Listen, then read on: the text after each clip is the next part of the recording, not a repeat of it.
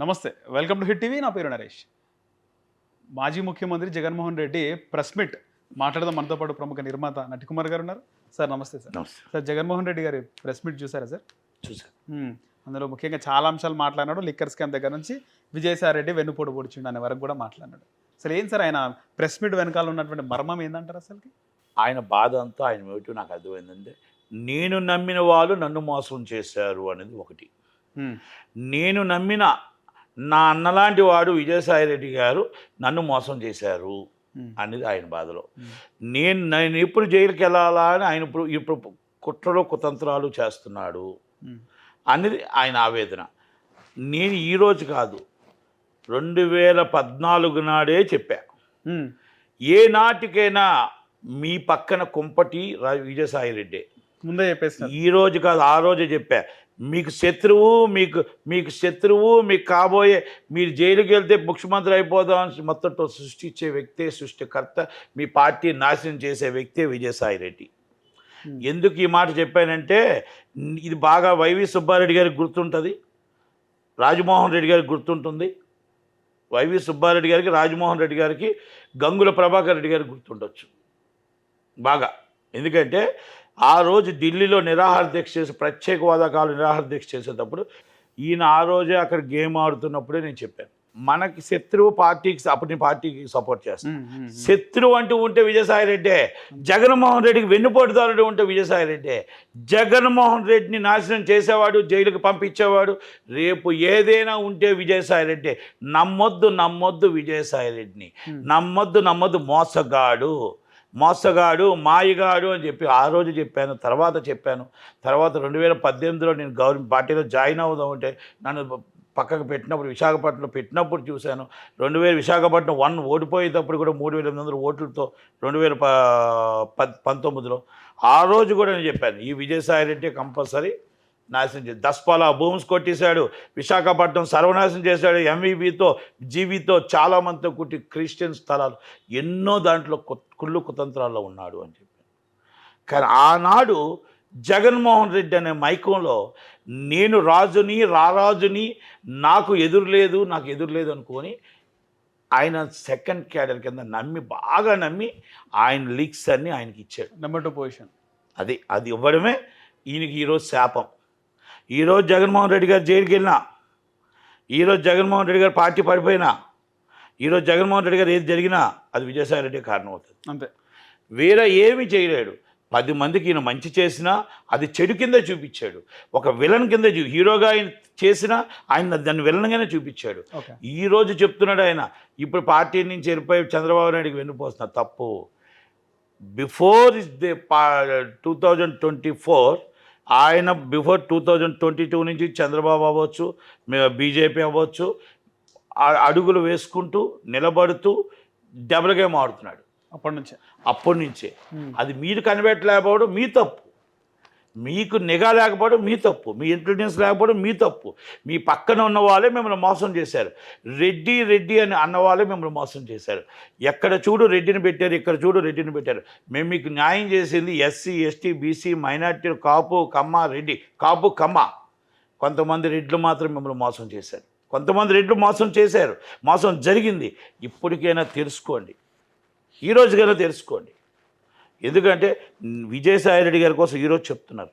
విజయసాయి రెడ్డి గారిని కరెక్ట్గా మీరు కానీ ఆ రోజు మీరు కనిపెట్టి ఉండుంటే, విజయసాయి రెడ్డి గారిని కనిపెట్టి ఉండుంటే మీకు 11 సీట్లు వచ్చేవి కాదు. గెలిచేవారో ఓడేవారో. చంద్రబాబు నాయుడు గారిని అరెస్ట్ చేయమని చెప్పింది ఆయనే. చంద్రబాబు నాయుడు గారు సానుభూతి వస్తుందని చెప్పింది ఆయనే. మొత్తం ఆయన మాట విని మీరు అటు ఇటు చేసి ఈరోజు పార్టీ సర్వనాశనం అయిపోయింది. అంటే నేను ఎటు ఏ పార్టీలో లేను కాబట్టి నాకు రైట్ ఉంది. ఒక రాజశేఖర రెడ్డి గారి బిడ్డగా, నాకు రాజశేఖర రెడ్డి గారి ఫాలోవర్గా నాకు అభిమానం ఉంది కాబట్టి, అభిమానం చావదు, ప్రాణం పోయేదాకా అభిమానం చచ్చిపోదు. రాజశేఖర రెడ్డి గారి అభిమానులు అనేవాళ్ళు ఎవరికైనా ప్రాణం పోయేదాకా రాజశేఖర రెడ్డిని మర్చిపోరు, రాజశేఖర రెడ్డి కుటుంబాన్ని మర్చిపోరు. ఓకే, వాళ్ళ ఇంట్లో ఏమో తగాదాలు ఉండొచ్చు తప్ప అభిమానులు మర్చిపోరు. అలాంటి జగన్మోహన్ రెడ్డి గారు ఇప్పటికైనా పార్టీని బలోపేతం చేసుకొని జనాల్లోకి వచ్చి ప్రజల్లోకి వచ్చి జిల్లాల్లో డెవలప్ చేసి జిల్లాలో ప్రతిపక్షం లేపి వాళ్ళు మీ మీద మద్యపానం అంటున్నారు, మీ మీద మొత్తం టోటల్ మద్యం కుంభకోణం అంటున్నారు. ఇప్పుడు జరుగుతున్న బెల్ట్ షాపుల మీద మీ వాళ్ళు ఎక్కడైనా మాట్లాడుతున్నారా? ఆ బెల్ట్ షాపులోనే మీ వాళ్ళు పార్ట్నర్స్ ఉన్నారు. ఎక్కడికక్కడ జిల్లాలో టీడీపీ వైసీపీ కలిసిపోయాయి. ఒక్కసారి రివ్యూ చేసుకోండి. మీకు ధర్నా చేయడానికి మనసు లేదు. మీ ధర్నా చేయడానికి కానీ మాట్లాడటానికి కానీ మీ దానికి మొత్తం టోటల్గా ఖండించడానికి కానీ అయితే మీరు మైక్ పట్టుకోవాలా, లేదా శ్యామల మైక్ పట్టుకోవాలా, లేదా బొత్స సత్యనారాయణ గారు మైక్ పట్టుకోవాలా. ఈ ముగ్గురు తప్ప ఇంకెవరైనా ఉన్నారా అని అడుగుతున్నా. ఈ ముగ్గురు తప్ప ఇంక అడిగిన వాళ్ళు ఎవరైనా ఉన్నారో అడుగుతున్నా. ఆ పరిస్థితి తీసుకొచ్చింది విజయసాయిరెడ్డి గారు. మీరు తెలుసుకోకపోవడం మీ తప్పు. ఇప్పటికైనా మీరు తెలుసుకున్నారు, సంతోషం. ఇప్పటికైనా ప్రజల్లోకి రండి. ప్రజల్లో ప్రధాన ప్రతిపక్షం వాదాన్ని నిర్వహించండి. ప్రతిపక్షం వాళ్ళు ఇవ్వాల్సిన లేదు, ప్రజల దగ్గరికి మీరెళ్ళి తెచ్చుకోండి. ప్రజల దగ్గరికి మీరు వెళ్ళండి, మీరు నిలబడండి. వాళ్ళు ఏదైతే సూపర్ 6 చేయాలన్నారో ఆ సూపర్ 6 కోసం అడగండి. ప్రజల కోసం మీరు అడగండి.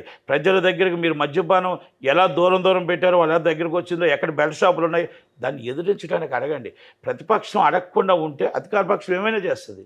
అధికార పక్షం ఒక వెళ్తుంది. ప్రతిపక్షంగా మీ బాధ్యత మీరు నిర్వహించండి. మీ బాధ్యత మీరు నిర్వహించి ఇంట్లో కూర్చోవడం కాదు. దయచేసి మీరు కూర్చోండి. మీ నాయకులు కొంతమంది జైల్లో ఉన్నారు, కొంతమంది పరారైపోయారు. ఏది నాయకత్వం? ఏది? ఈ నాయకత్వాన్ని నిలబెట్టండి. ఈ నాయకత్వాన్ని ప్రజలు మీకు దన్నుగా ఉన్నారు. రాజశేఖర రెడ్డి గారి బిడ్డగా మీకు దన్నుగా ఉన్నారు. వెళ్ళండి అడగండి.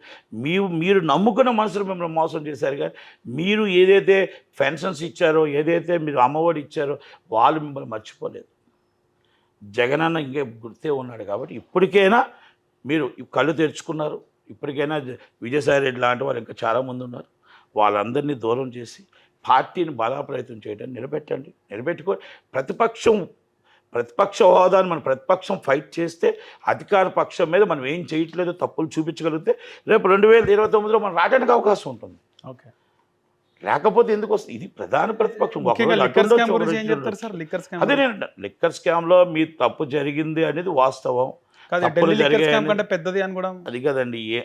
అది ఎంత అనేది ఇన్వెస్టిగేషన్ నడుస్తుంది, మనం చెప్పకూడదు. స్కామ్లు తప్పు జరిగింది, తిన్నారు. సినిమా వాళ్ళు కూడా దీంట్లో ఉన్నారు. సినిమా వాళ్ళకు కూడా పెట్టుబడులు వెళ్ళాయి. అది ఎవరు ఏంటంటే ఇన్వెస్టిగేషన్ వాళ్ళు తీస్తారు. కంపల్సరీ తప్పు జరిగితే జైలుకి వెళ్ళక తప్పదు. ఎవరైనా సరే అది తప్పు చేసేవాడు, ప్రజల సొమ్ము తినేవాడు, ఈరోజు నువ్వు వెళ్తే రేపు ఇంకొకరు వెళ్తారు, నువ్వు ఇంకొకరు వెళ్తారు. అంతే తప్ప వెళ్లకుండా ఉండరు.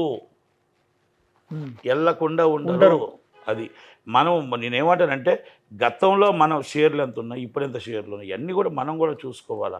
కనుక నేనేమంటున్నానంటే మీరు చేసిన దాన్ని మీ మనసులే బయటపెట్టి అప్రూవల్ అవుతున్నారు కదా.